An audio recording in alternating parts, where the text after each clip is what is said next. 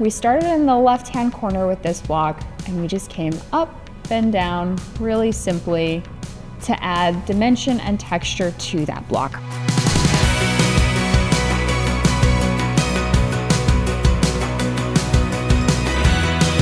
Welcome back to Free Motion Basics. Today we're back with the 19X Elite on the Evolution Elite frame, and we're going to be talking about some fun filler techniques. So for our first technique, we're going to use the wavy line filler with our worksheet. So we're going to start here, and we'll just kind of trace down to get comfortable with that motion. We're trying to make continuous lines, so we're going to replicate stitch in the ditch by just moving across this line and then heading back up. And we're just making a different curve. Now, again, stitch in the ditch and come back down. And then one more time, stitch in the ditch and go back up. Now we're gonna make things interesting by finding a place on the previous line to go ahead and touch. So you can see that it's just as simple as that. We're gonna meet right there, and then we're gonna travel back down this line and across to stitch where we already stitched, and then head up and do another wavy line. Go across and back down, and we're gonna go down here, across and up. And we can even track back up here and now head back down that line, go across, and we're just gonna practice that backtrack. We're gonna head all the way up here and then back down and just fill in the best way that feels the most comfortable to you. Now we're gonna fill in our blank space using that same technique right where we left off. So we're gonna start right here, move over, and we're just gonna do some wavy lines to fill in that space. And again, come over and down. I think this one I kind of want to echo. And now I think we can add in some texture by making these lines touch. And then I'm actually going to go right back up. Again, we're going to find another touch point here, go right there. And I'm going to come back down and add in some texture to that wavy line, move across and come down and just fill in your space, whether you want to echo it or you want to make unique curvy lines. Whatever is most comfortable for you is what you should do. Again, we're just going to come down here, travel back up a little bit, and then go back down. Just make sure that whatever you do, it makes one continuous line. So come down a little bit, fill in that space, and then we're going to come down, stitch in the ditch, and fill in that last line there to end in our bottom right-hand corner. Now you're ready to take it over to the long arm. So for this one, we're going to start in the bottom left-hand corner. I'm going to bring up my bobbin, make it really easy for myself, and I'm going to come over just a few stitches, trim my tails, and then we're going to come up in a squiggly line just like this.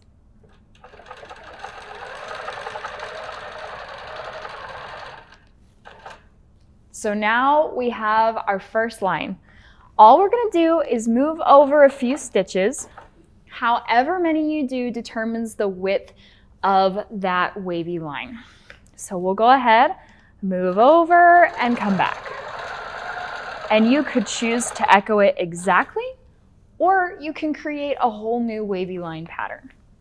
So I'll move over a few stitches so you can see. This one I echoed just as simply using the edge of the glide foot here.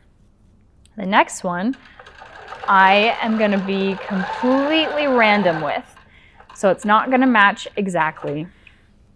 And now I think it's time we find a place for these lines to touch.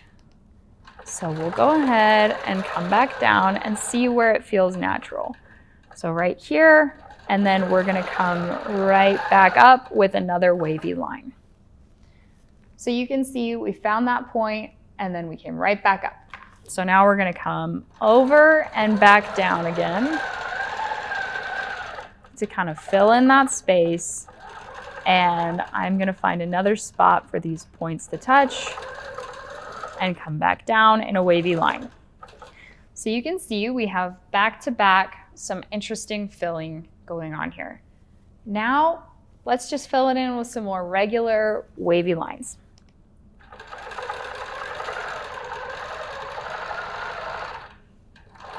And we'll come back down, move over, and I think it's time for those points to touch again. And this time we're just gonna come right back up to the top. So instead of coming back down and echoing this line, I just decided we're gonna add some dimension by coming back up to the top since we were so close. Now we'll move over and do it again, but meet in a different spot. And try that same technique before coming back up. So you can see it adds an interesting texture to that quilting shape that we've made. And I think I'm just gonna fill the rest in really simply with some basic wavy lines.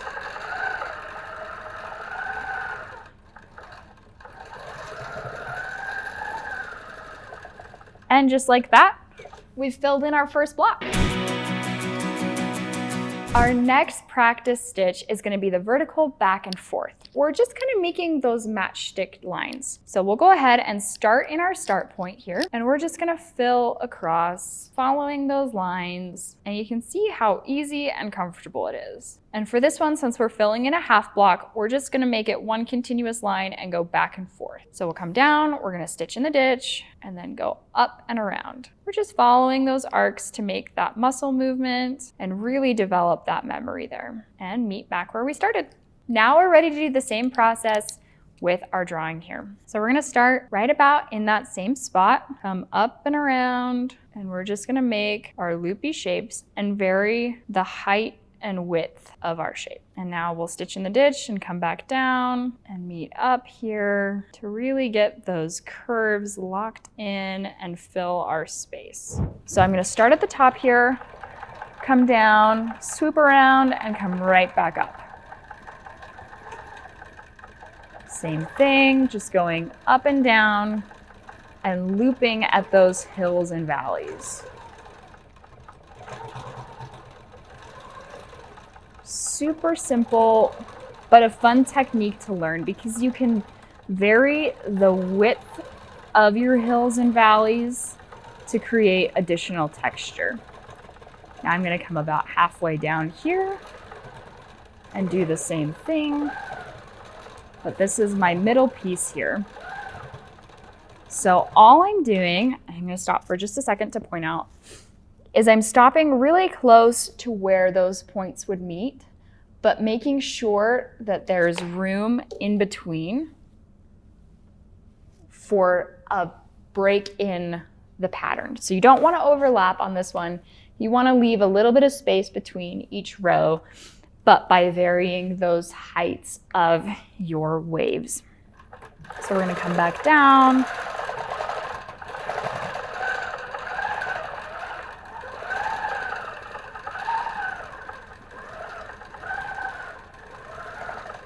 And as you can see, it's just really simple. We're going to meet down at this corner and come back up.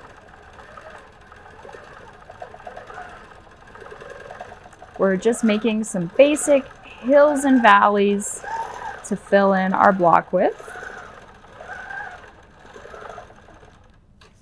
And there we go. It's full of just these simple matchstick designs.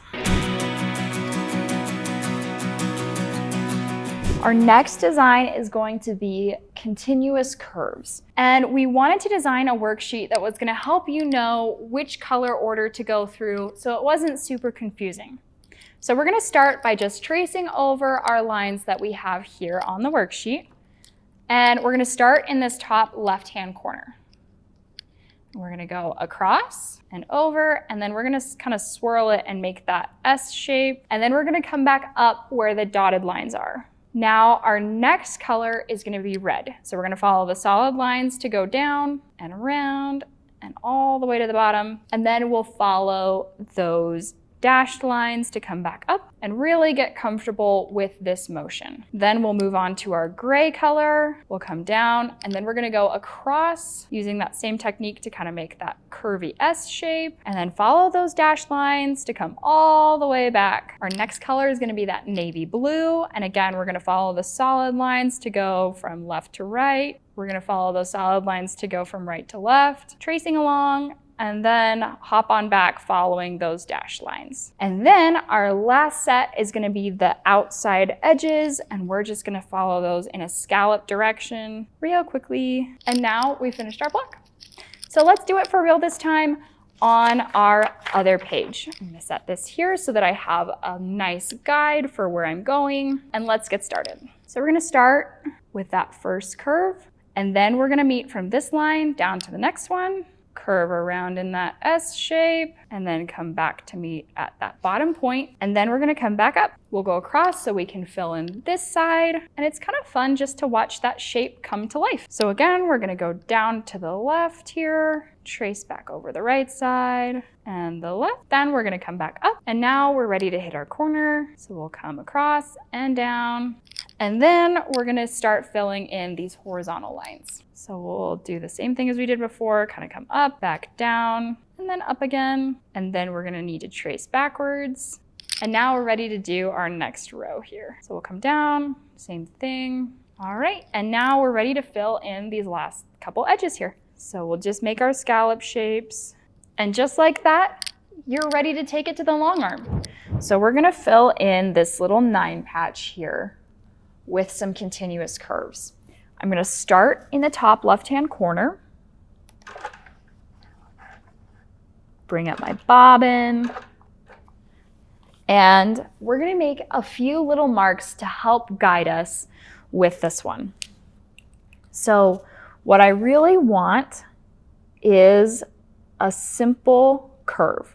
So we'll start with this first mark here, and all I'm gonna do is come from this corner to this corner and make sure that my curve hits this little black mark we just made. So really simple. We've made a tiny little arc here.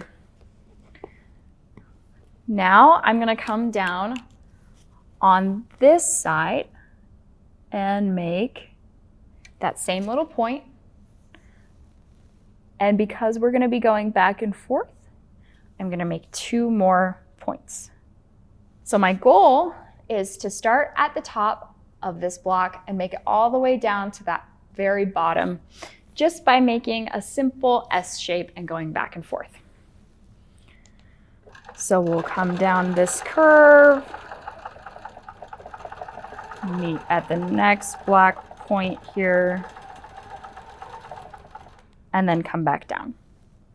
So we just squiggled back and forth. Now I'm gonna make 3 more marks in the same places just across from where we were before. And the goal is gonna be to hit those points.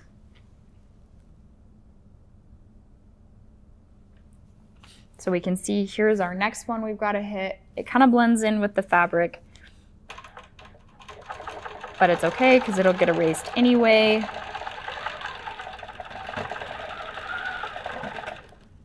And we're just coming back up. You can see I kind of missed this one, but that's okay. It still makes the shape. And it helps to keep our points even. So the rest of it we're gonna do without any guides. We're gonna come across, just like we did to start here. We're gonna come across and move back down.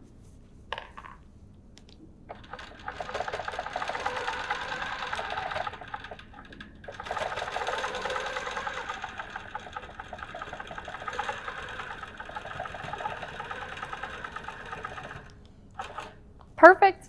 And again, just like we did before, we're gonna come up in that same squiggle, just in the opposite direction.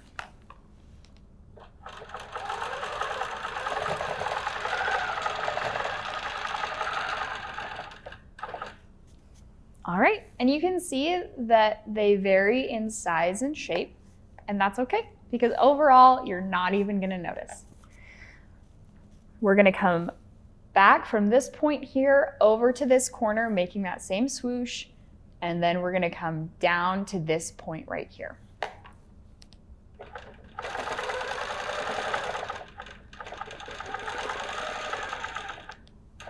Perfect. Now we're gonna talk about our horizontal lines. Just like our verticals, we're gonna be making a serpentine squiggle. Just that basic S shape, and then we'll come back and make that same design to fill in and make that orange peel. So we're gonna start by coming up over the curve, meeting in the middle where our points meet, back down and back up. So you can see we're just trying to hit those same cross-section points. So you'll have multiple lines meeting at that same point, and hopefully they align with the points on the 9 patch. If not, that's still okay. All right, so we're gonna come back down and across here and meet at that same corner point there. So we're halfway done. We're gonna come down, back over, just like we did before.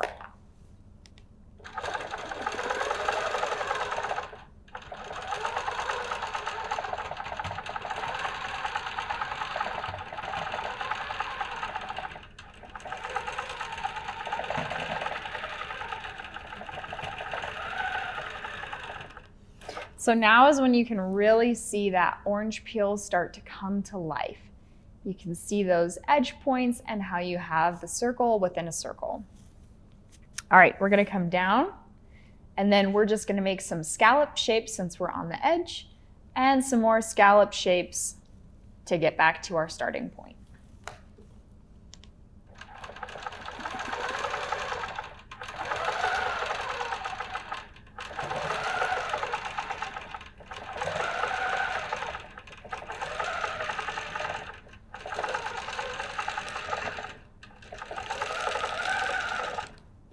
And there we are. We've filled in our block with that continuous curve to make a fun orange peel design. Our last technique is going to be the serpentine. So we'll go ahead and start in that top right-hand corner of our first column. We're going to come down, make a swirl kind of, and then we're going to move back up to echo that shape. We'll go down, and all we're going to do is echo all the way down just to try and make that consistent spacing. And then we end at the bottom point. So now we're ready to draw again. So we're going to start in that top right-hand corner of our column and just come down and make kind of that curvy S shape. Now I'm gonna go down a little bit and back up, and then come down a ways. And you just wanna make sure you're getting that nice serpentine edge there.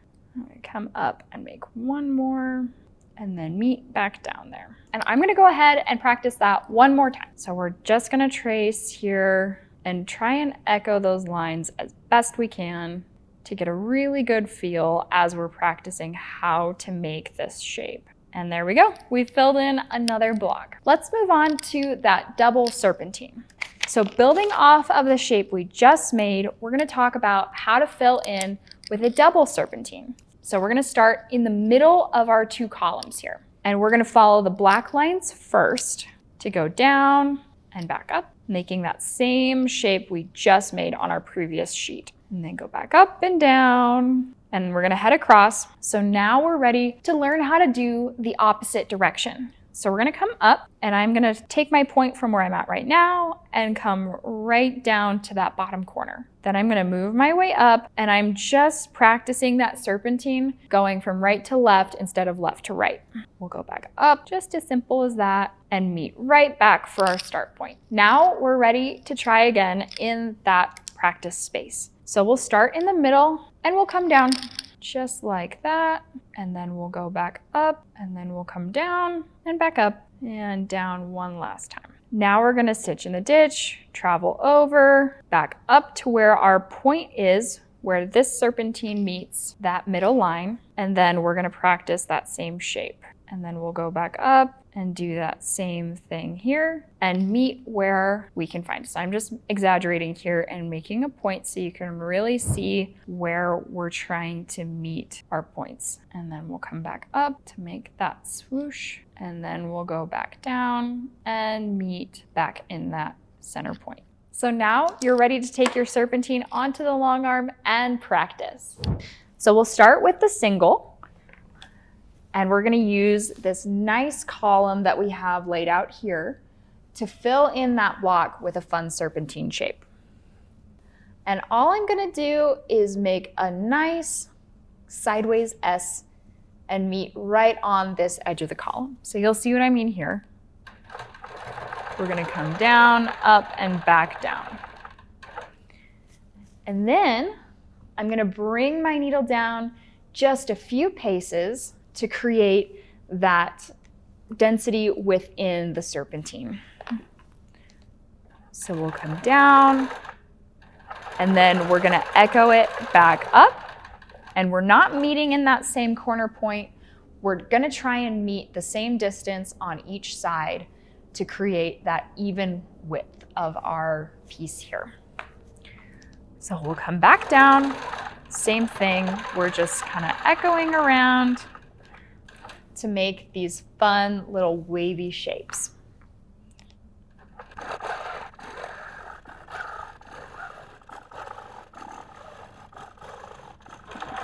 And then we'll come down and meet in that corner there. And you can see we've filled this in with varying types of serpentines. So you can see this one's a little bit bigger than this one, but all together it makes a fun little column stripe with that pattern there. So now for the double serpentine. I'm gonna start in the top left-hand corner, and I'm gonna create my own column within this block. So all I'm gonna do is stitch in the ditch, moving over until I find where I feel is halfway. And then I come down the middle here. And it doesn't matter if that line is perfectly straight because no one's gonna notice anyway. I'm gonna come back over and meet back up to my starting point to give myself a miniature frame within this block.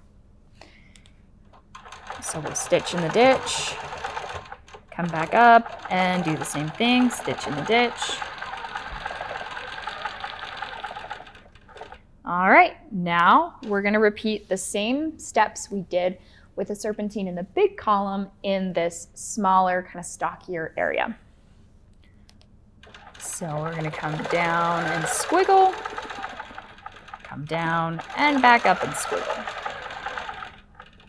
And down and squiggle. And back up and squiggle.